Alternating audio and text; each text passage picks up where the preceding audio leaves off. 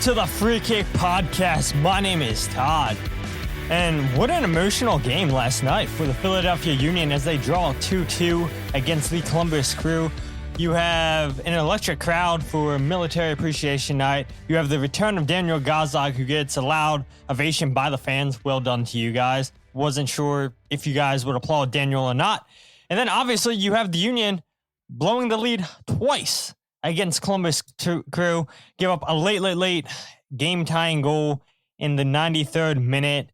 And it's a game that the Union very much so could have won last night. But I do believe if you would have asked Union fans before the start of this match if you'll take a point, I think fans would have signed up for that. But watching how this game went, Bradley Cornell's tactics, Bradley Cornell's substitution. I know when I was with Mike and Jose Nunez last night on Across the Pitch over at AAT Sports, a lot of people in the comment section were complaining about Bradley Cornell's tactics last night.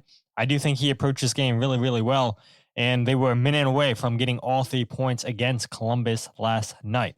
So obviously we're going to go ahead and talk about the Columbus match, and no Jose Nunez tonight. And Jose and I maybe be back Thursday, I think, maybe for the match review of the LA Galaxy match, because don't forget, LA Galaxy come to town on Wednesday after getting battered by New York Red Bulls on Saturday 7-0. This is maybe the worst previous championship team that we've ever seen in MLS. Yet to get a win. You give up 7 goals against the New York Red Bulls. The last goal that Galaxy conceded is an own goal, which should have never have happened. I mean, it completely looked like Galaxy gave up during that game. So, yeah, I mean, the Union, we know, had that game against Indy 11 on Wednesday, had to quickly recover after going 120 minutes, come out 2-2 against Columbus Crew, and now they go again on Wednesday against LA Galaxy. So, again, Jose Nunez and I should be back on Thursday to review that match, and I'm sure Mike Barrera and whoever else joins over at AAT Sports and does the post-game show over there. We have Michael chiming in saying, I'm still salty about that. Mike Barrera says, good evening, sir. What's up, Mike? Shaggy says, left points on the board. I blame Cornell's late sub decisions. We're definitely getting into that, Shaggy. And then Aaron says, I went to the game and you just had a feeling that it would end up in a draw. Both good teams. Yeah, exactly. First versus second in the Eastern Conference. This was a big game, a match for first place. And at the end of the night, neither team goes up in first place. FC Cincinnati jumps them both after beating Austin FC 2-1 in Cincinnati, with former Cincinnati player Brendan Vasquez scoring from the penalty spot. And yeah, neither one of these teams could break the deadlock. Union blew 2 leads. Like I said, Shaggy, we're getting to your point about the late subs, because again, people who may not have checked Across the Pitch last night, a lot of people in the comment section were complaining about those substitutions last night. So we'll be sure to talk about it on tonight's show. But the other topics for tonight we're going to get into is drop points, Andrew Rick's distribution. Andre Blake misses his 2nd consecutive game. That Golazo by Frankie Westfield, his progression the last 10 months between Union 2, the USU 20s, and now the Philadelphia Union first team. But before we get into any of those topics, we do have 2 news topics, 2 news points that I want to talk about, because the Philadelphia Union do have a brand new player. This player did not feature last night for the Union, but we'll get to that in this segment. So with that said, let's get straight into the news.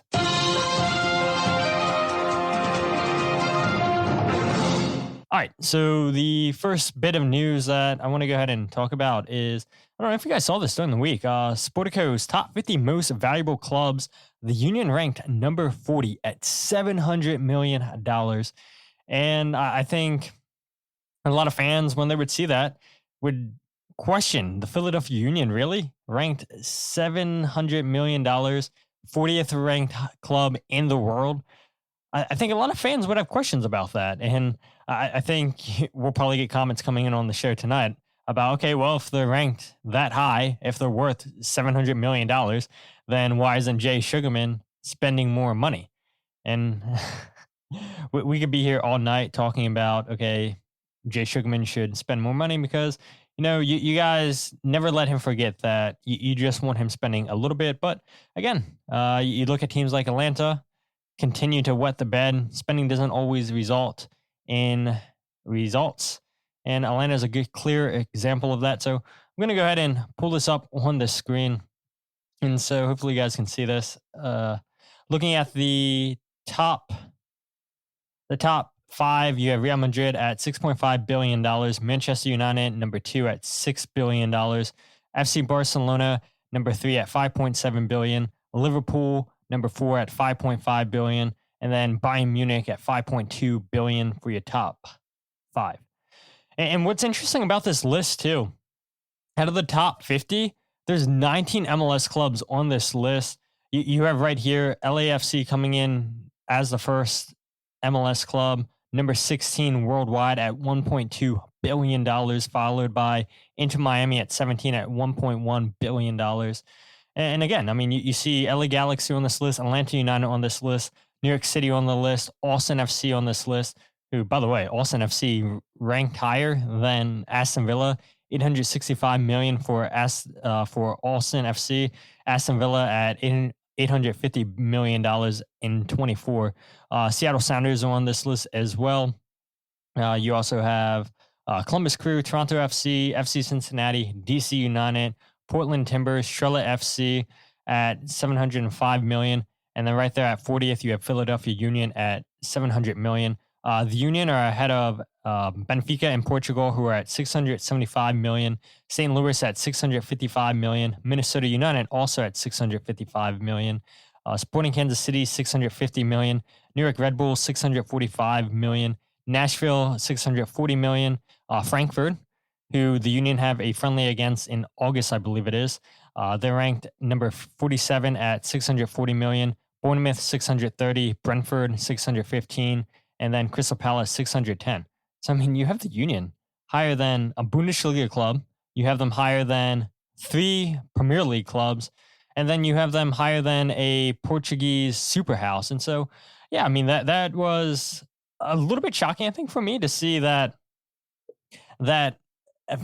Philadelphia Union ranked so high on this list. And again, fans are going to see that and say, well, then why doesn't why doesn't Jay Sugarman spend more money if the Union are valued that high? And it is also worth noting that if you go down here and look at how Sportico calculates each team's rankings for this, they go off of teams' revenue, public available financial statements. For MLS teams, they use their previous valuations that were posted in January. They also look at the real estate and related businesses.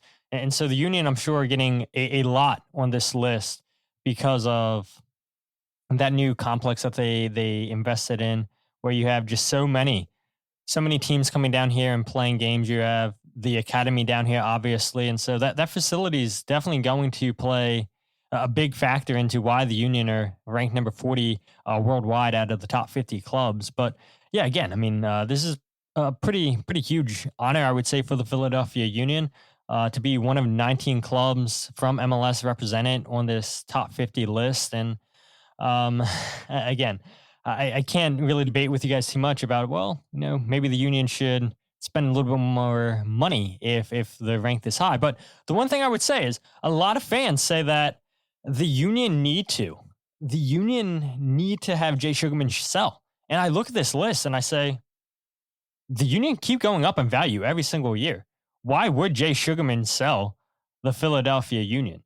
And he definitely wouldn't sell before the World Cup, maybe after the World Cup. But again, if MLS is going to continue to add teams, those values of these franchises, these clubs are going to continue to go up. And so I think for Union fans, the most realistic that they could be is get more investors into the club. Investors not like Kevin Durant, right? Yeah, you bring him in, he's a big name, but you need serious investors that have serious cash that are going to go out here and give you $10 million plus to bring in a superstar, which, even then, I don't know the Philadelphia Union would really do that. We see the Union bring in Bruno Damiani for $3.4 million this past January. So they did break their highest transfer fee this past January, and we'll see if the Union continue to go that way. But hey, look, this is a pretty big feat for the Philadelphia Union, and The second bit of news that I do want to get to is Philadelphia Union. They signed former Charlotte FC midfielder Ben Bender through 2025,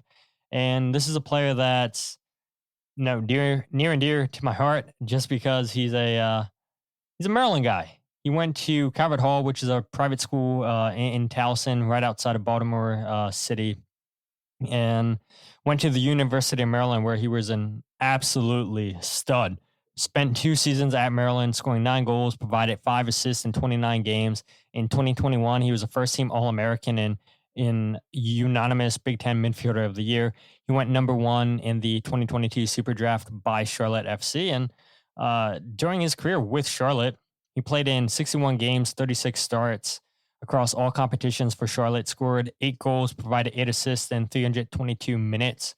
And I love this signing. I think when people were asking me my thoughts, yeah, a little bit biased because he's a Maryland guy, and it's always a pleasure to see a fellow Maryland native represented on the Philadelphia Union. So now he joins Andrew Rick as the 2 guys that were born in Maryland, with Andrew Rick being from Bethesda, which is right outside DC. But I do hope that Ben Bender gets opportunities with the Union. I think he will get opportunities for the Philadelphia Union. The one player that I think he's very similar to is Brendan Aronson. I call him Brendan Aronson 2.0. I don't think he's going to give you the creativity that Brendan gave you during his time with the Union. But the one thing that you're going to get out of Ben is pressing. And that's exactly what you got out of Brendan Aronson. I think Ben's a little bit skinnier than what you would like, and again, that's why he reminds me of Brendan Aronson. You guys remember during his time with the Union, he would get bodied off the ball just way too easily, but Ben's gonna press. He's gonna press, and we know how valuable that is in a Bradley Cornell system. So he's gonna fit in well in Bradley Cornell's system. And so when the Union announced this signing last week, Bradley Cornell was asked during his press conference just his overall thoughts on Bender, and this is what Cornell had to say. Yeah, listen, I mean, I think as we go through these summer months now, and I think we need a lot of bodies in and around our training environment. We need a lot of bodies in and around game day environments. And he's come in and he has a certain skill set. And we think he has something to offer that maybe could be lacking in our roster. So, we just have to get him up to a certain level or baseline level of fitness and go from there. But he's shown a good he's clean around the goal. He can finish off plays, has a good goal scoring record, and is highly talented. Coming out, super draft pick and number 1 in the league. And yeah, I think he shows a lot of value when he is needed and when he's contributed for Charlotte. So we're happy to have him with us, and we just need to get him up to speed early, especially with our style of play. And you heard Bradley Cornell say it right there that with the amount of games in the summertime, getting another body into training sessions and being around the match day squad, Brent Bender is not being brought in here to be expected to be a starter. I saw some people saying on social media, well, is this to be the expected cover for a potential Quinn Sullivan sale? I don't believe so. I don't think they're similar players, but I do believe that Ben Bender is another player that's going to add depth to this team. When you want to close out games or when you have multiple games during the week, you may give him a spot start. And so, again, I think he's going to fit in very well in the system with Bradley Cornell, with his pressing. I know that there was concerns about his knee because he missed games towards the end of 2023 because he tore his meniscus, and he didn't come back until May 15th, 2024. And the game that he hurt his meniscus in, that was against the Philadelphia Union. So he injured himself on September 20th, 2023, underwent surgery on October 24th, 2023, and then didn't play again until May 15th, 2024 with Crown Legacy. And then on September 6th, 2024, Ben was loaned to USL championship side Tampa Bay Rowdies for the remainder of the season, where he appeared in 9 games, 6 starts, provided 1 assist in 477 minutes. So, yeah, again, I don't think anybody's expecting Ben to come in here and be a starter. And I don't think Ben's going to be the player replacing Quinn Sullivan if he is moved during the summertime. Again, this is just depth, and I think that he's going to go ahead and be a fine player for this team. And As Michael says right here on the comments, he says, Maryland soccer guy loves outdoors and fishing. Todd has a new favorite player. Yeah, I mean, I'm hoping to get a one-on-one interview with Ben Bender because a lot in common. And if you guys were listening to the podcast a couple of years ago, I had former homegrown player Cole Turner, who's also a Maryland native from Churchville, Maryland, which is about 20 minutes away from where I live. And so, yeah, we talked a lot about fishing on the podcast. And yeah, it was cool just talking to him about growing up in Maryland, playing with local clubs, and then finally going up to the Union's academy system and signing a homegrown deal. Was supposed to sign with Navy, go into the Naval Academy, but then at the last minute, kind of like Frankie Westfield, when he was supposed to go to Penn State, he got offered a deal with Union 2, and Cole got offered a deal with the first team. So, yeah, hoping maybe at one point to get Ben on the podcast and talk, just growing up in Maryland, playing soccer, obviously fishing, talking about his outstanding career at University of Maryland, what went right, what went wrong down in Charlotte. And Charlotte had to waive him because they had got Marshall Rudy from Montreal on loan. They needed defensive cover. They needed to open a roster spot on the roster. And so Ben Bender was the odd guy out. And so, yeah, his loss is hopefully the Union's game. And don't forget, too, that he used to be in the Union's Academy back in the 2015, 2016 season. But then he left the academy just because it was too far of a drive for his family to keep going up there. And so he came back down to Maryland and played for local club side Baltimore Armor. And then eventually that led to playing for some local non-league clubs, and then went on to play at the University of Maryland. So happy to have Ben Bender with the squad, and yeah, hope to get a chance to interview him and talk about all these topics I just mentioned. Michael says, no, to quote Jose, a Timu, Brendan Aronson. Shaggy says, definitely much needed depth. Michael also says, I like the signing. A lot of fans are just confused because they expect a new center back over another midfielder. And then Shaggy says, sad Union left points on the field last night, but happy to see Miami lose 4-1. Yeah, and that's interesting too, right, Shaggy? Because Julian Gressel, who was with Miami a few weeks ago, gets traded to Minnesota, and now he gets his revenge. Didn't play a single minute this season under Javier Mascherano, the Inter Miami coach, and Miami come to Minnesota and they lose 4-1. So, yeah, I'm sure Julian Gressel felt good seeing that his new club sticking it to his former club. And whenever we get to see Miami lose, it's always good for the league. And I can't wait for this messy experiment to be over. So, yeah, that is pretty much everything on the news. And let's get straight into the Philadelphia Union versus Columbus Crew match. Again, we all know that game ended 2-2. Union dropped first points of the season. You guys have already talked about it a couple times here on the show. And I guess we'll start with your comment, Shaggy. You said at the beginning of the show, left points on the board. I blame Cornell's late substitution decisions. And yeah, I mean, again, a lot of people had the same argument across the pitch with Mike Barrera and Jose Nunez and myself last night. And you look at the substitutions. You had Tai Baribo and Bruno Damiani coming out in the 69th minute. Cornell then goes and brings in Makanya and Mikau Ua.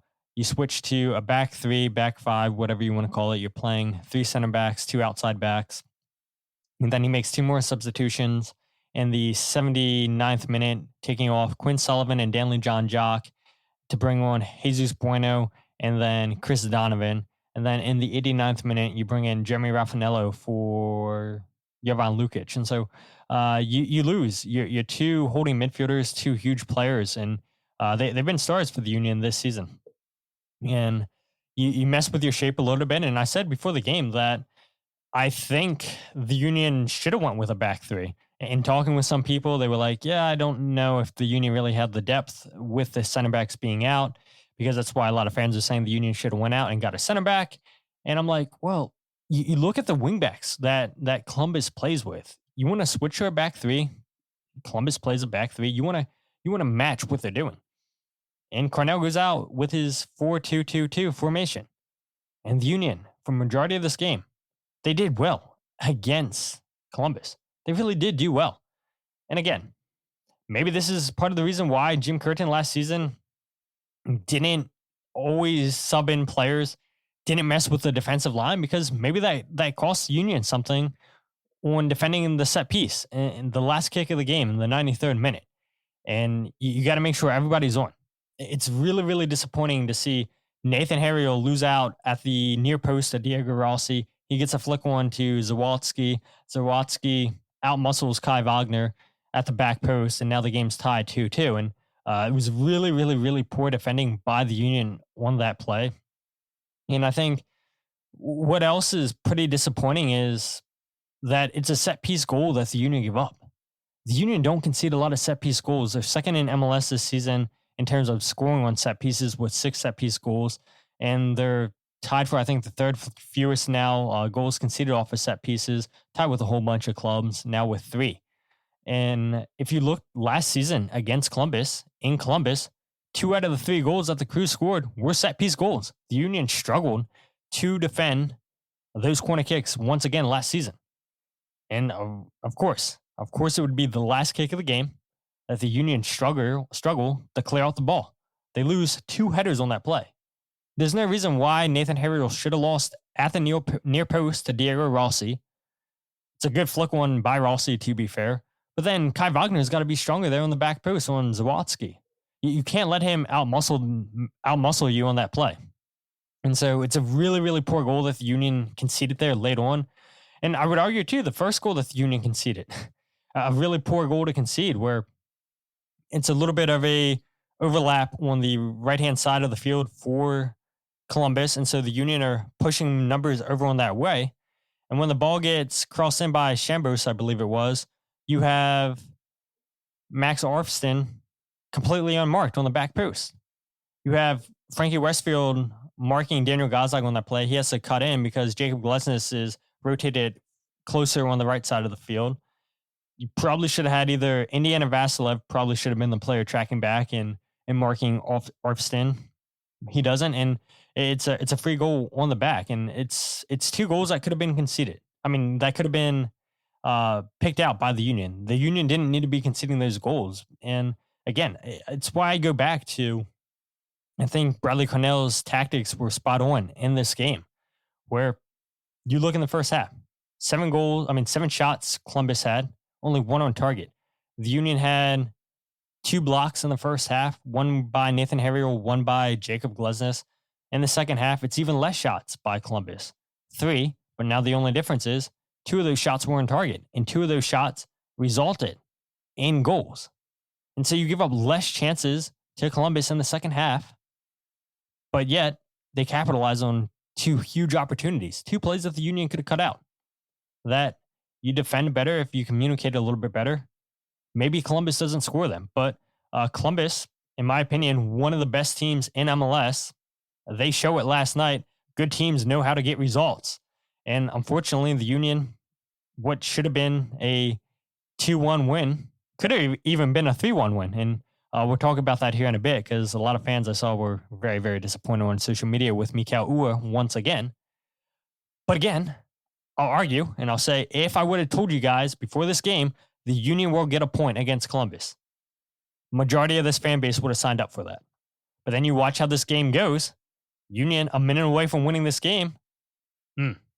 It's really, really disappointing. Really, really disappointing. And it's definitely 2 points dropped. It feels like it's a punch in the gut. And this is what Bradley Cornell had to say last night in regards to the Union dropping their first points of the season and the display, the effort that his team showed throughout the match. Pound for pound, we held our own. Very proud of the boys that we go ahead and unfortunately can't bring it over the line is gut-wrenching, disappointing. On the one side, I'm so happy for the boys that they stuck to the game plan, and I appreciate their effort. And, we had many chances to actually maybe get the 3rd or the 4th. So, credit to them for coming back. And it just was a great advert for the league, I think. And, it feels like we lost 2 points here tonight. So comment right here says, really stinks that we had a That's a Union moment last night, but since this team is slightly compared to 2022, and 2022 around this time, the Union was in a 5-game draw streak. And yeah, the Union, 7 games on the season that they have wins on a 5-game unbeaten run. No, 4. It's 4-game unbeaten run, right? 5 in all competitions, 4 in MLS. because coming into the game, they had 3 wins in MLS and then the straw. Yeah, it's four games unbeaten in MLS, 5 in all competitions. And it's disappointing where the Union almost come away with all 3 points, a battle between first and second. And this is a game where, if you guys remember the last couple of episodes, we're arguing, okay, it's great that the Union are getting points against teams that they should get points against. Atlanta United, DC United, Montreal. It's good that the Union got points against those teams. But now if the Union want to be serious, if they want to prove that they are a legit team, let's see how they come out against Columbus. And they were so close last night. And yes, it hurts. It hurts a lot seeing that this team dropped 2 points. They could have came away with all 3 points, but I think they battled well against Columbus. And now let's see what this team does on Wednesday. This is your typical trap game. A LA Galaxy team coming into Subaru Park without a win this season just got battered by New York Red Bulls 7-0. LA Galaxy have a lot to play for. They have their pride to play for to show that, hey, look, we're not going to have another result like that. I guarantee you those players are going to be fired up. They're going to come out on a pretty quick start. There's too much talent in that roster for them to have another performance like they had against the New York Red Bulls. But yeah, Union got to get 3 points this Wednesday against LA Galaxy. And then you go down to Atlanta on Saturday, which I would argue is probably a game that you need 3 points. A team that is struggling mightily. And I know it's really, really difficult to get results down at Mercedes-Benz Stadium.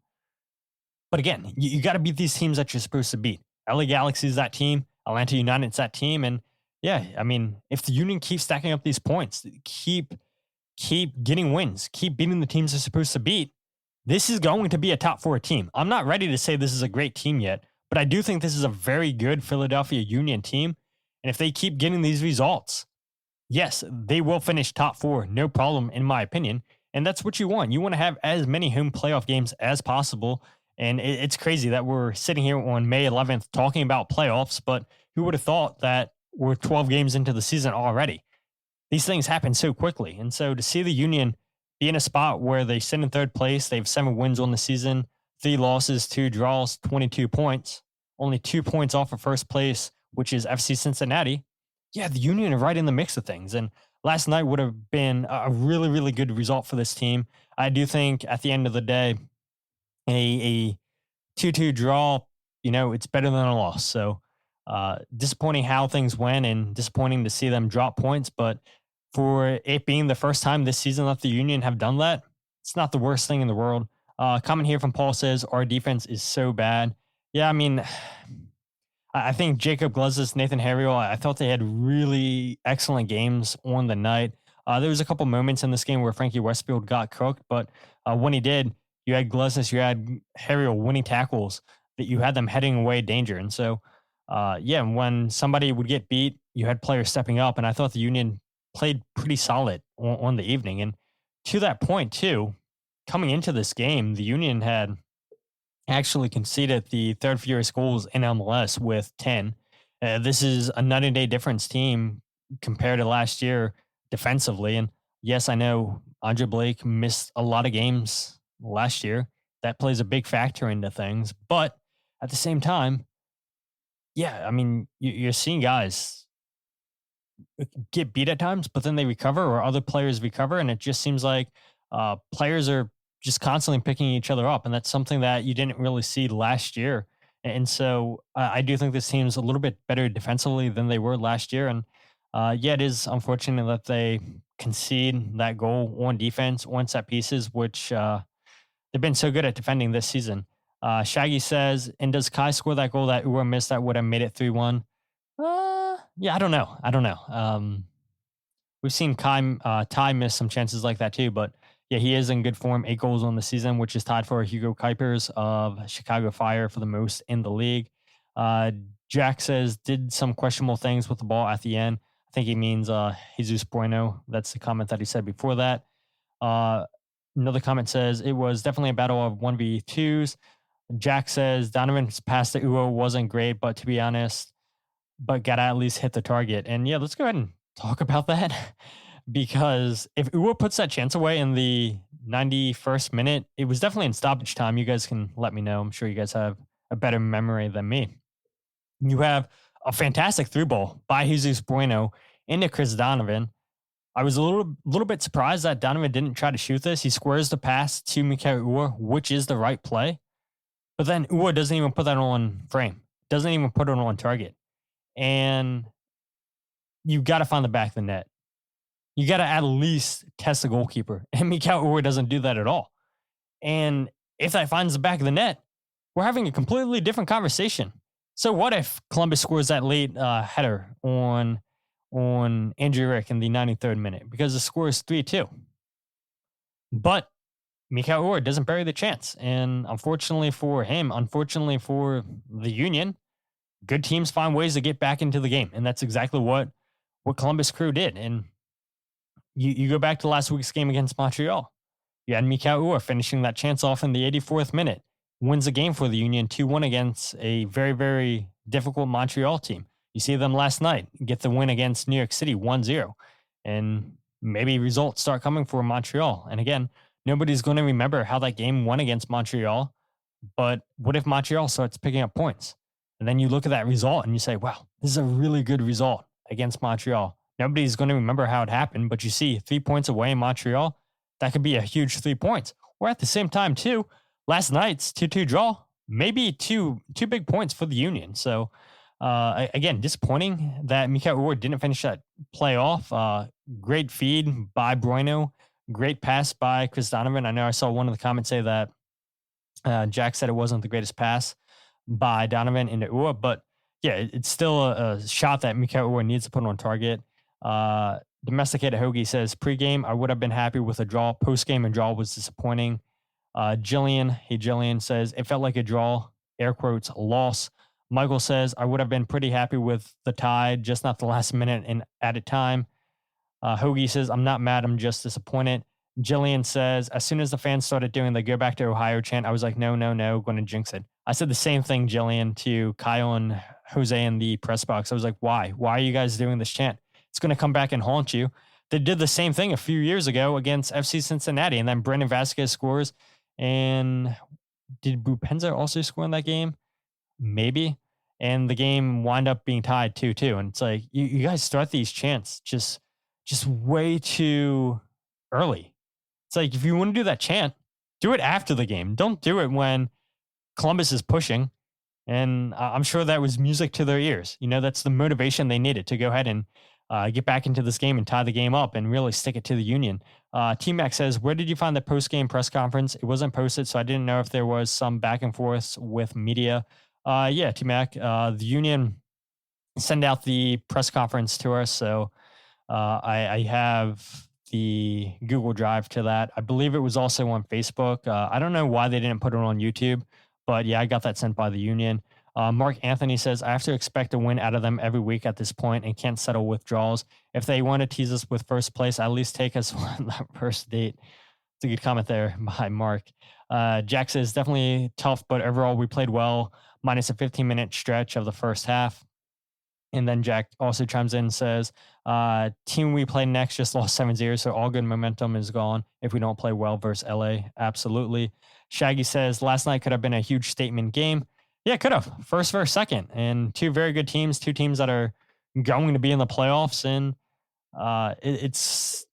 it shouldn't surprise me that Columbus Crew are this good without Cucho Hernandez when Rafa Nante is the best coach in MLS. And no matter who he has on his roster, he just gets the most out of them. But yet I was so surprised to see Columbus play as well as they've been playing this season with no Cucho Hernandez. But I shouldn't be when you have Rafa Nante coaching that club.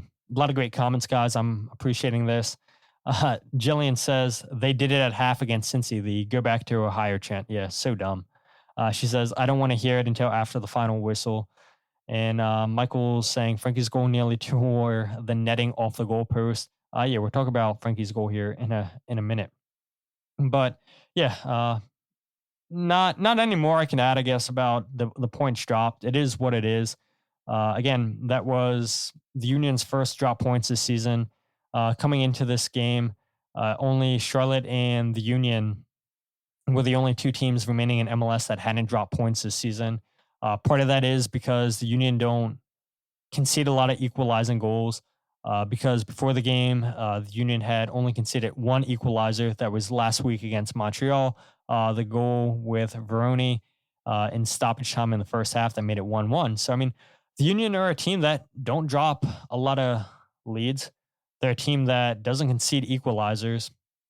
And they're a team that, usually scores the first goal. And when that happens, that's a recipe for success. And so, yeah, to see the Union finally drop the points, it was going to happen, but in the fashion that they dropped it, really, really disappointing. But one thing that I don't think is a disappointing is Andrew Rick's distribution. He's the youngest goalie to ever record an assist. And yeah, I guess it technically is an assist, but I don't like counting secondary assists. I really don't like counting secondary assists. Yes, it is a legitimate assist. It was the assist to the assister, which was to Quinn Sullivan. But again, come on. Like, are we really wasting our time tracking these stats? And yes, in a lot of my articles, the stats that I bring up to you guys, I never count the secondary assist, but it is worth mentioning last night, that assist, because it was such a big pass there by Andrew Rick. So you can see it here on the screen, hopefully. Andrew Rick with the assist on Tai Baribo's opening goal last night. The Philadelphia Union's Andrew Rick became the youngest goalkeeper in MLS history to record an assist at the age of 19 years old and 100 days old. So, yeah, I mean, shout out to Andrew Rick for a phenomenal pass to Quinn Sullivan. And, yeah, I mean, I think that's a little bit questionable. The goal that Tai Baribo scored, I think Quinn Sullivan potentially could have been offside, but I do think that if there was something in that, then they would have sent the referee to the monitor. They never did. Yes, he was in his ear with the VAR officials, and I guess VAR obviously didn't think there was enough in it to send the referee to the monitor to have a look. But again, it's a fantastic pass by Andrew Rick into Quinn Sullivan. But this isn't the first time that we've seen this from Andrew Rick. If you watch Union 2, this is typical Andrew Rick with a ball at his foot. He can ping and pass just as well as any of the field players. Andrew Rick joked with us last year, I think it was, that, yeah, I mean, he has such good distribution because he came up playing as a defensive midfielder, which, yeah, you want your defensive midfielders good with the ball at their feet. And, yeah, Andrew slipped a couple times playing passes. He also had a pass to Quinn Sullivan in the first half where Quinn was actually ruled for offside. Then Andrew had a pass in the second half. Yeah, this guy's just so good with the ball at his feet.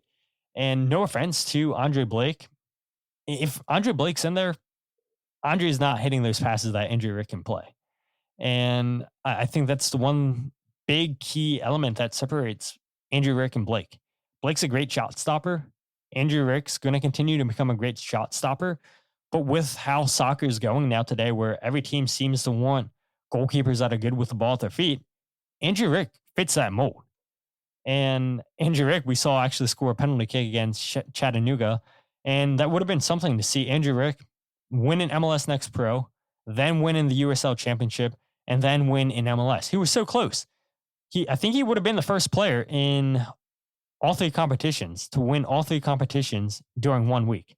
Would have been another insane stat for Andrew Rick. And yes, we'll talk about Andre Blake missing this game, but I do want to just point out the passing by Andrew Rick. 9 out of 19 accurate long balls. Again, great ball into Quinn Sullivan. And going back, if you guys rewatch this game, it was between Nathan Harriel and Jacob Glutznes who's going to take this. You see Nathan Harriel point back to Andrew Rick, say, "Nah, you take it." I know the Apple cameras didn't pick this up. Phil Whedon, the goalkeeper coach, was telling Bradley Cornell, "Yeah, let's let Andrew Rick take this." And as soon as this goal gets scored, the first person that Bradley Cornell runs to is Phil Whedon. And that's a credit to the job that Phil Whedon does. Jose Nunez and I talked about this last episode. The job that Phil Whedon does with the goalkeepers, the job that Ross Kane does with the goalkeepers down in Union 2 with the first team.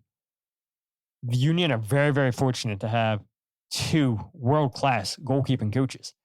And their players are starting to benefit off of their good coaching. And again, if Andre Blake's in the game last night, I don't think Andre's playing that pass up to Quinn Sullivan. I don't think he's as good at distributing the ball as Andrew Rick. I mean, look, we don't even see Andre Blake take some goal kicks. You see Jacob Glesnes take goal kicks that time. We saw Jack Elliott take goal kicks last season.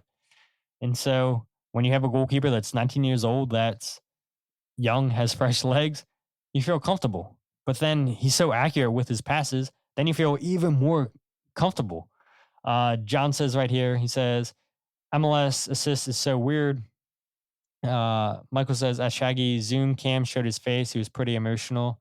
Talking about Daniel Gazdag, I assume. John says, Orpston might be my favorite non-union player, such a good player. Yeah, pretty good left back, versatile player. Shaggy says, I hope this isn't a game where we look back at those 2 points. Yeah, a lot of comments that are talking about those. Mark Kelkenberg, great to see you last night at the game, Mark, coming up from Charlotte. Shout out Mark and Tyler Trimble. Great seeing you guys at the games last night. But Mark says, big swinging Rick. Yeah, really, really good in the back from Andrew Rick, and comes up with a big save on AZ Jackson in the 10th minute. Jacob Glesnes can't catch up to Jackson. He's basically 1v1 against Andrew Rick, and Andrew Rick comes up with a really, really big save. And the momentum could have completely changed if Columbus goes up 1-0 early on in this game. But Andrew Rick channeling some of his Andre Blake, coming up with big saves and big moments. And just a really, really good and showing by Andrew Rick last night in goal for the Union. And I guess that kind of brings us into the next topic, which is, Andre Blake missing his second consecutive game. Should fans be worried? And I feel like we've talked about this the last couple of episodes. We've talked about, should the Union go out and get another goalkeeper? And it's definitely concerning. It's definitely concerning seeing Andre Blake miss now his second consecutive game. He's missed 3 games this season due to injury. He's missed over 50% of the Union's games last season. You missed 3 games already, 4 overall because he missed 1 because of international duty. A comment earlier in the show from Shaggy said, time for the Union to move past Blake. Dude is never healthy anymore, and add to his international call-ups, it's like he never plays anymore. And I think the more and more games that Andre Blake continues to miss, I think fans are going to start saying the same thing. I mean, Andre Blake's going to go down as a top 5 best goalkeeper ever to play in MLS, but the best availability is availability. And if Andre Blake can't be healthy, you seriously need to consider getting another goalkeeper. And even if Andre Blake was healthy, I think the Union do need another goalkeeper, so you can send Andrew Rick out to USL, continue playing. He's past playing in MLS Next Pro. He needs to go at a higher level. And so we'll see if the Union address goalkeeping come the summertime. But T-Mac asked earlier, he wanted to see some interactions between the media and Bradley Cornell. And we did. We did get a moment last night between Jose Nunez and Bradley Cornell. Jose asked about Andre Blake's health. And this was that whole exchange between Jose and Bradley Cornell. Any updates on Andre? Obviously, you mentioned you guys were monitoring an injury and sort of managing it. No, let's talk about the game. I'm not sure what's happening. Sure. So let me ask you about Andrew Rick. How does he help you advance the ball? Or how does he help you manage this game in terms of what he can do going from the back to the forward so quickly? Yeah, I thought we controlled our build-up very well tonight, and the game plan would have been the same with Dre in the field as well. So, we look very comfortable. We found spaces through, Frankie and Kai and Jacob progressing the ball. So, credit to them. And I thought it looked good at times. A good hold-up play from Bruno as well, just to get the bounce pass off. So, I thought we could show another side of us tonight as well. And I'm really happy about that. Yeah, there's a couple things there that I disagree with Cornell. Like Jillian said right here, it's a fair question by Jose, 100%. Jose's asking a question that has to do with the game. Bradley Cornell says, I want to talk about the game. Well, Andre Blake is a part of the game. It's a huge question because you have 2 games now. Bradley Cornell had said after the Indy 11 game that, they're just managing an injury from Andre Blake. He didn't seem to be too concerned. He said he was hopeful that Andre Blake could play against Columbus. And now he misses the Columbus game. And so, that has everything to do with the game. You're starting goalkeeper, once again, missing another game. And so it's a fair question by Jose. And then Cornell comes out here and says, not much would have changed if Andre's in goal in terms of distribution, how we wanted to play. I think it does, actually. like I had been talking about, Bradley Cornell's not as good at distributing the ball like Andrew Rick is. And so maybe that goal into Tai Baribo doesn't happen. Andre Blake's not playing that pass. Maybe Nathan Harry or Jacob Glesnes doesn't hit that perfect pass into Quinn Sullivan. And so I do think a lot changes with Andrew Rick. Jose had said to me during this game, right before this goal, actually, he said, because of how well Andrew Rick's pinging these balls, the Union should push their attackers up higher. Push Damiani up higher to win those 50-50 balls. Let Andrew Rick just play long balls over the top into Damiani because he's going to win those 50-50 balls. And then a few minutes later, Andrew Rick gets his secondary assist.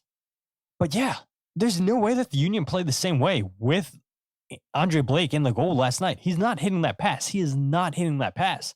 And so you even saw, if you guys are watching this live, Cornell's facial expression, you could just tell he was so annoyed with that question. He's like, nah, let's just focus on the game. That's a fair question, a fair play to Jose, okay, having a second question to fall back on. Because that has everything to do with this game. You said you weren't too concerned. You're just managing something. And what? You know Andre Blake's going to get asked about on Tuesday's press conference. And is he going to be questionable again? And what if somebody else asks if Andre Blake doesn't play on Wednesday about an update on Blake? It's a serious question. It's a serious concern. And Blake signed that contract extension until 2026 with an option for 2027. And I do wonder, are some people regretting that? Just seeing him not stay healthy. And I had threw this out there a couple weeks ago saying, I wonder if this is all mental for Andre Blake because he's missed so much games. And yeah, I do believe that he is injured, but I do wonder if he's afraid of making the injury worse. And so he's in his head and he's saying, yeah, I can't go. I do wonder if that's what's going on with Andre Blake. But again, you seriously got to consider a new goalkeeper. Andre Blake's a legend, but if you can't rely on him, if you can't stay healthy, then you've got to have a serious conversation about potentially moving on from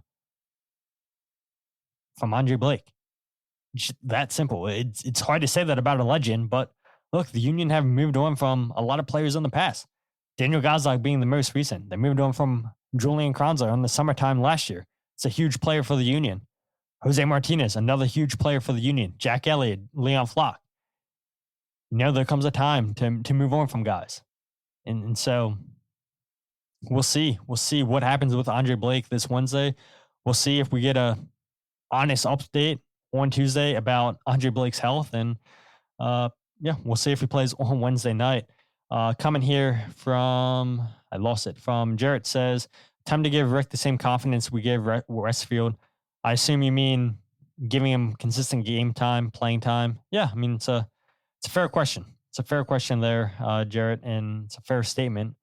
Maybe Andrew Rick should get consistent playing time with the first team now if Andre Blake just can't stay healthy.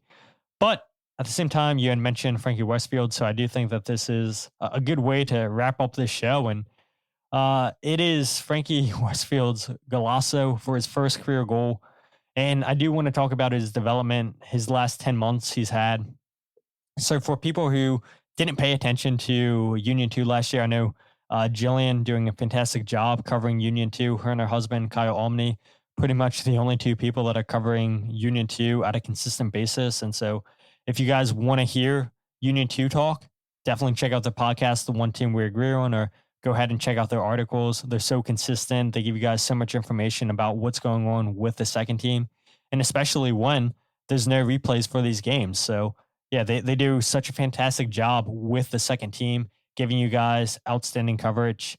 And Frankie Westfield, it's where he made his name. 10 months ago, he was moments away from going off to college, playing for Penn State, which he committed to in 2023 in December, I believe it was. And then right before he was supposed to go off to Penn State, he got offered a Union 2 contract on July 5th, signs the deal, obviously, has an outstanding season with Union 2, plays so well that he gets included in MLS's next best 11. And he also earns his first call up to the US U20s training camp in Chile. And then, because of the outstanding season, gets invited to the preseason with the Union in Spain, down in Florida, plays well, starts games because of injuries to Olivier Bazo and Nathan Harriel. He then gets a homegrown contract on February 8th. Jose had announced that this deal was in the works for some time. I believe Jose announced that deal in December or January. I forget when Jose said it. But it becomes official on February 8th. Signs that homegrown deal through 2028 with an option for 2029. His very first start, his very first game for the Philadelphia Union, he earns an assist against Orlando City on opening day. Then a couple weeks ago, gets his second assist against DC United. Played in 11 games so far for the Union, 10 starts. Finally gets his first goal. And like you had mentioned, Michael, Frankie's goal nearly tore the netting off the goalpost. I mean, you couldn't have hit a better hit than what Frankie Westfield had struck last night. And he was asked after the game, who scored the better goal now this season, you or Jacob Glesnes? And yeah, he was quick to say Jacob Glesnes. That was an outstanding goal that Jacob scored against DC United a few weeks ago. But yeah, two really, really good goals. Unfortunately, Messi scored for Inter Miami last night. And so I'm sure MLS is going to include his goal as one of the top four. And if that is the case, then sorry, Frankie, there's no way that you're going to win goal of the season this season or goal of the week because Messi fanboys come out in full force. And even when it's not a good goal, Messi still finds a way to win. So hopefully Messi's goal is not included. And maybe you have an opportunity, Frankie, to come away with goal of the week. But Martin Ojeda for Orlando City scored a fantastic goal. So some good goals scored this week in MLS. And hopefully Frankie gets nominated for one of the 4 best this week. John says here, Dave Leno call of Frankie's goal was great. Yeah, Dave Leno does a fantastic job calling games and calling goals. And really, really fortunate to have Dave Leno just every single year calling games for the Union on the radio. And don't forget, you guys can check out the Union's call on the radio when the Union are at home. There's an option for the radio feed. MLS needs to add the away team option because when the Union on the road, should check out the broadcast. I know you can still listen to 97.5 The Fanatic, who's not a sponsor of the show, but I'm not sure how linked up it is if you do that and then try to watch on there. I'm not sure if it's really that lined up. Shaggy says, unbelievable that Frankie gets all this action because of Harriel's early season injury. Absolutely. Jillian says, Frankie likes scoring bangers against Columbus, apparently. Last year, he had one against Crew 2 in the Eastern Conference Final. Yeah, that is true. Totally forgot about that. Mike Barrera says, Westfield is such a Philly athlete. Love his attitude when he plays.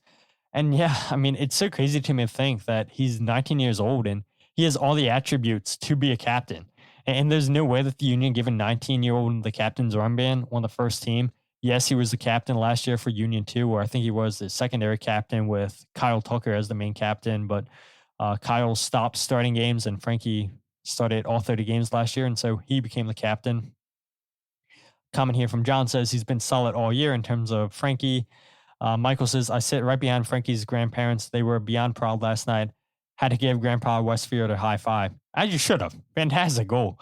John says, glad I was at the game down in Orlando to see his first game. Could be a club legend for us. And one thing that I worry about, though, is if Frankie Westfield continues to play as well as he's playing, continues to get called up to the youth national teams, Frankie's not going to be around for much longer. I mean, you have a right back that can attack. You have a right back that can score goals like that. A right back that's so good at finding space. He's getting better at defending. I wouldn't say he's at Nathan Harriel's level of defending because there's still moments where Frankie gets beat 1v1. But offensively, you love what you're seeing from Frankie. And once he dials in those little defensive 1v1 things, yeah, you have yourself a full, complete right back. And yeah, he can play left back. Can also play center back too. So you have a very versatile defender in Frankie Westfield. And to see him score a goal like that, unbelievable strike. And to Mark's credit, Mark had mentioned earlier about secondary assists, where he says, Danley's secondary assist praise makes sense since he did well to set up that play, but overall, not a secondary assist guy. And the thing with Danley, right, is it's a throw-in for the Union in their own half on the left side of the field. It's Kai Wagner and Bruno Damiani. Damiani into Wagner. Wagner back to Bruno. Damiani plays the long ball up front to Danley. Danley does so well to run down that ball, then beat defenders on the dribble, passes it to Tai Baribo, and it's fantastic. Fantastic hold-up play by Tai Baribo. It's good awareness to see Frankie Westfield at the top of the box, and then first-time strike to be able to keep that ball down, hit it top bins. You can't hit a better shot than that. And so fantastic goal by Frankie Westfield. Jose jokingly says, Frankie just needs to claim he is from Bangladesh. He will get the votes. Because as you guys see, we talked about this a couple of weeks ago on Facebook. All the Bangladeshi fans fill the social media comments up on Facebook and saying, my Bangladesh brother for Kevin Sullivan and Quinn Sullivan. They love them.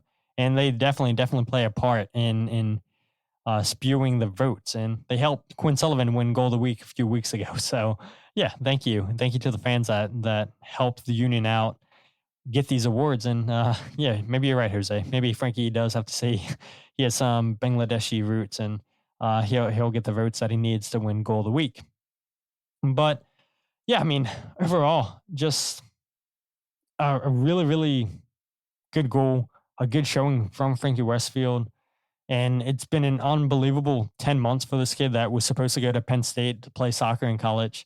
And then you have him showing off for Union 2, gets his homegrown deal, and continues to show that he belongs here with Union. He's made that right back spot his. It's a good competition between him and Nathan Harriel for that spot. And you do maybe feel a little bit bad for Olivier Bizo, because there's no way that Bizo earns that spot back.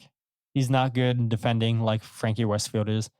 I don't think he's at the level of attacking like Frankie is. And does Olivier Bizo become a trade piece in the summertime? Maybe not. But I don't know. Maybe you want to hold on to Olivier Bizo with all the injuries that the Union have defensively. But John also says he might be too good to hang around for long. Very true in terms of Frankie Westfield.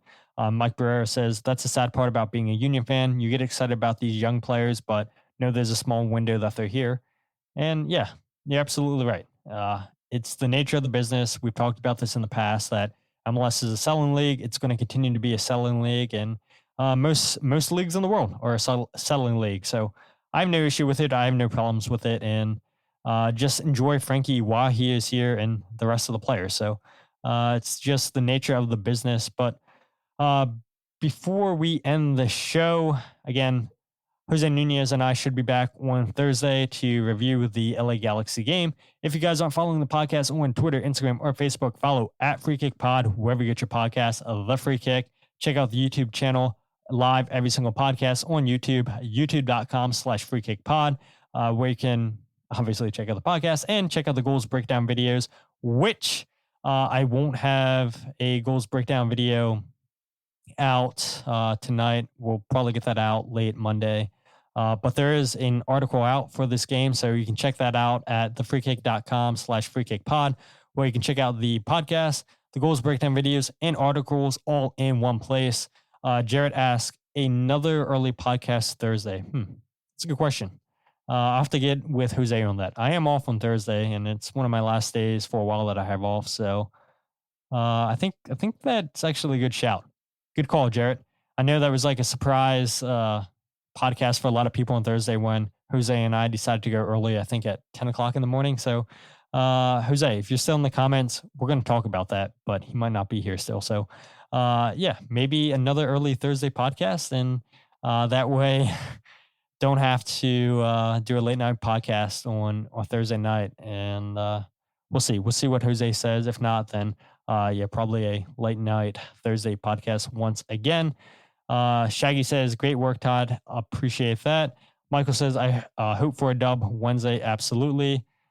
Shaggy says, you mean you don't do this as a full-time gig? Yeah, absolutely not. If I was doing this as a full-time gig, you guys would get a lot more podcasts. You guys would get a lot more articles. I would have so much more time. But no, this isn't my full-time gig. And as John says, Todd does it for the love of the game. And that's a lot of us in the press box, right? I don't know how many people realize this, and I guess we can get into it before we end the show. There's only 2 people in the press box that work for full-time outlets. You have Jonathan Tannenwald with the Philadelphia Inquirer.